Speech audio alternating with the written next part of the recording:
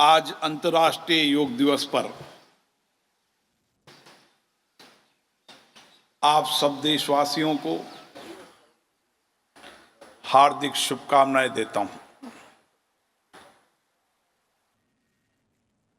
मैं आप सभी के उत्तम स्वास्थ्य की कामना करता हूं। आज संसद भवन के अंदर इस योग दिवस पर पधारे हमारे सभी माननीय सांसदगण का भी मैं अभिनंदन करता हूं, स्वागत करता हूं। साथियों, योग के माध्यम से हमारे ऋषि मुनियों ने संपूर्ण विश्व को उत्तम शारीरिक एवं मानसिक स्वास्थ्य प्राप्त करने तथा जीवन जीने की श्रेष्ठ पद्धति का मार्ग दिखाया है। योग के रूप में भारतीय संस्कृति ने विश्व को एक अद्भुत उपहार दिया है। असाधारण जीवन पद्धति दिए और उत्तम स्वास्थ्य का मार्गदर्शन दिया है। योग शब्द का अर्थ जुड़ना।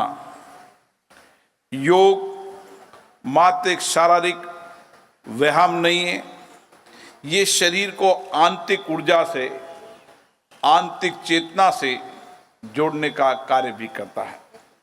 योग व्यायाम हमें अच्छे स्वास्थ्य की दिशा की ओर ले जाता है, अच्छा सामर्थ्य पैदा करता है और लंबा सुखी जीवन जीने की राह दिखाता है।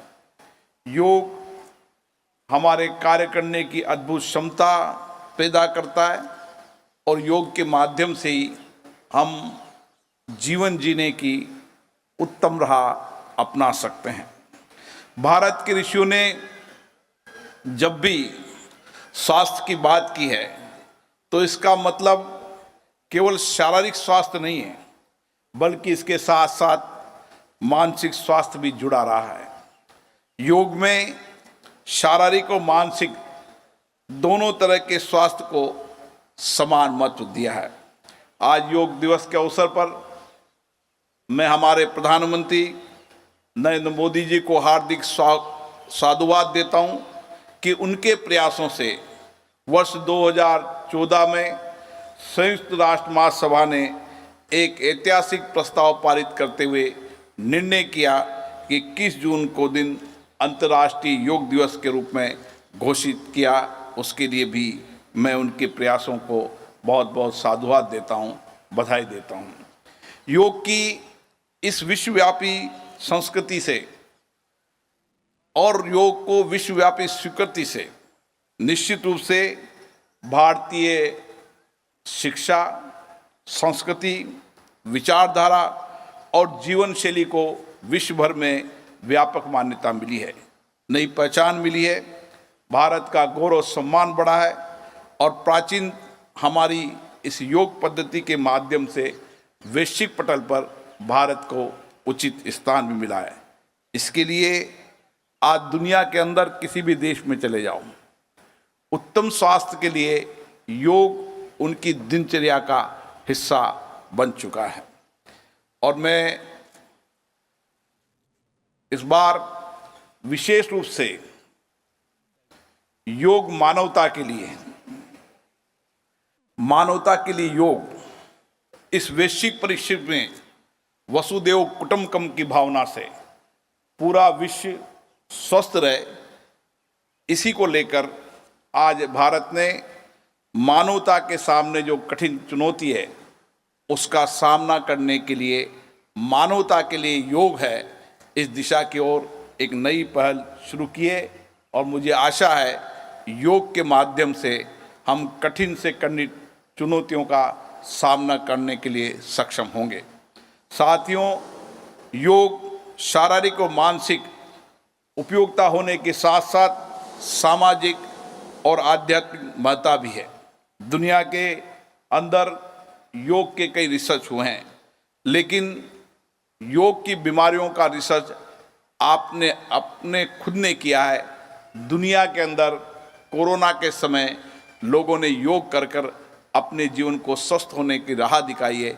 इससे बड़ा रिसर्च कोई हो नहीं सकता।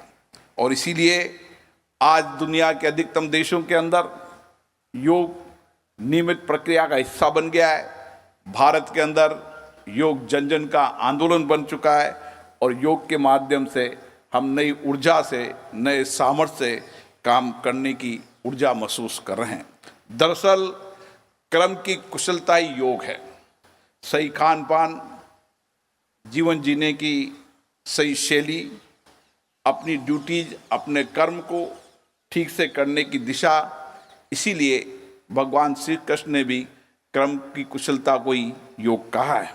इसीलिए आज दुनिया के अंदर कोई भी चुनौतियों, कोई भी कठिनाइयों को सामना करने का कोई रास्ता है तो योग है। और इस योग के मंत्र को हम दुनिया में पहुंचाने के लिए जन जन का संकल्प बनाएं, हम खुद भी संकल्प करें और औरों को भी संकल्प दिलाएं।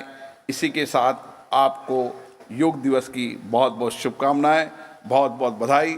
आज हम सब योग के माध्यम से एक नई ऊर्जा, नया सामर्थ्य पैदा कर कर देश सेवा, राष्ट्र सेवा के संकल्प करेंगे। आप सभी को योग दिवस की बहुत बहुत शुभकामनाएं, बहुत बहुत बधाई।